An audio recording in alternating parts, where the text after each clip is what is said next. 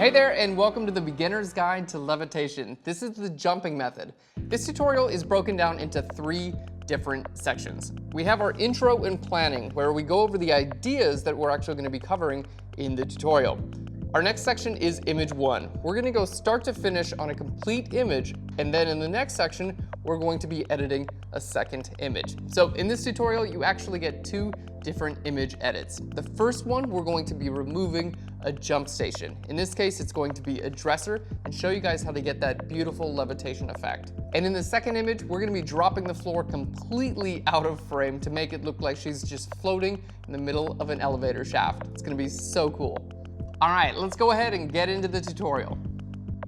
Hey there, and welcome to the Beginner's Guide to Levitation. This is the jumping tutorial, and this is section 1, intro and planning. You guys are in luck because we're actually going to be doing 2 completely different images for the jumping method. I'm really excited. We changed up our light halfway through the actual photo shoot, so we're going to be processing an image from before we changed the light and after we changed the light. So in this intro section, we're actually going to be bringing both images into Photoshop, and then in section 2, we're going to be processing one of the images, and section 3 we'll process the other. So let's go ahead and get into it. We've got Photoshop open. We're going to just load some files together. So I'm going to go up here where it says File, Scripts, and we're going to go to Load Files into Stack. Okay, we want this to choose Files, and we're going to hit Browse here. All right, now we're going to go to our desktop. Let's go ahead to our Tutorial Images folder.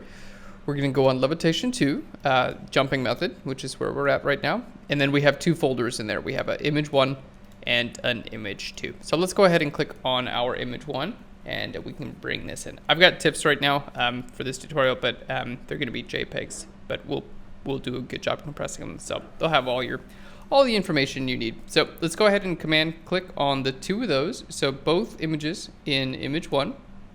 There we go. And we're going to hit open. Okay, now the last step to do is click here on Attempt to automatically align source images. We want to make sure that is checked. So let's hit OK. Okay, and that's going to bring both of these images together. There we go. And you can see if I make one visible and the other invisible, that they are in fact in the same place, which is great. All right, let's do that again for the second image. So same thing, File, down here to Scripts, Load Files into Stack. We're going to hit Browse here, Image 2, and then load these 2 images in for Image 2. Hit Open. Again, check the Attempt to automatically align source images. We're going to hit OK here. And there we are. We've got the same sort of thing. We've got one image of our subject jumping in the air, and then another of just the elevator shaft there, which is really great. So these are, this image to the left was taken with a Kino Flow, which is basically a fluorescent light source up here on the top left, and that's shining light on our subject. And this image on our right was taken with just natural light. So it's only lit by the window that you see here and this little light bulb as well. So I like some things about both of the photos, and so that's why we're going to process both, as well as each of them is going to be teaching a slightly different technique. So let's go ahead and outline those techniques right now. Okay, so this image on our left, the technique we're going to talk about here is, these are both jumping method, just jumping into the air. There are many things you can do to kind of exaggerate that jump. You can leave it just as a simple jump in the air. One thing that I really love to do is place a piece of furniture below someone. So in this case, we've got a desk. Let me just brighten this up a little bit so you can see this just a little bit better. There we go. We've got a desk, a sturdy desk here, and then we have our subject Mary jumping on the desk. So this is a very good technique for levitation because she's jumping off the desk. We've got a photo right here with no desk and no Mary, and what we're going to be doing is combining those together, and our end goal here is to get rid of this desk. We're also going to get rid of the light stand as well here, but we're going to get rid of this desk, and what it's going to do is it's going to make Mary look as though she was really high up in the air. So this is dependent from one photo shoot to another one. In this one, it's going to make it look as though, you know, she jumped 5 feet straight up in the air. If you're doing a photo, you can do higher or lower depending on the size of your prop. But you're going to see that the Photoshop part of this is relatively straightforward.